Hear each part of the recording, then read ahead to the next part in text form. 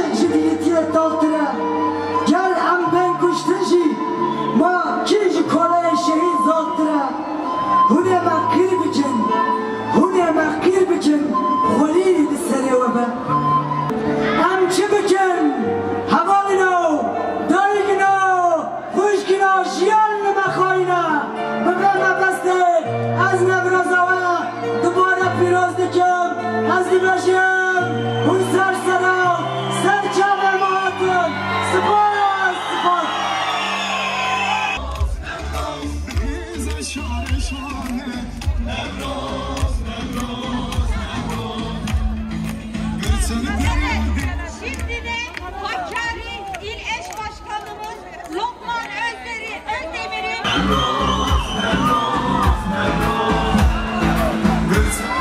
gelemeyeceğim Romer. Salam jibu dayıkan ra. Salam jibu civanan ra. Salam jibu gele civanan ra. Nevruza ve Pirozba. Nevruza duyular o biznescan. Nevruza dini Pirozba'kin. Çünkü gelin insanıma, ertaşına, cihana hadesna. Gelin insanıma kırındar bu. Gelin insan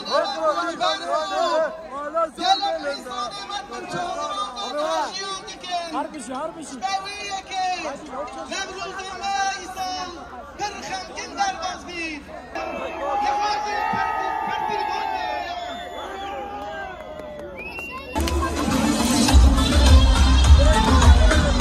Değerli halkımız, Hakkari Gençlik ve Engelliler Derneği başkanı aramızda. Hoş geldiniz diyoruz.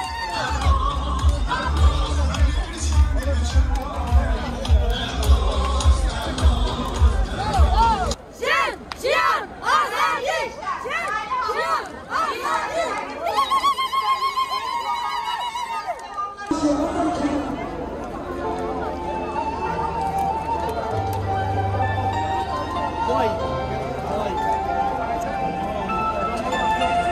Ama bugün şan, jisat aryonda, biz servede ama bugün zürriyen hazırlığın, gevriya ve aşk bikin, ama bugün pirsik, liber leven ve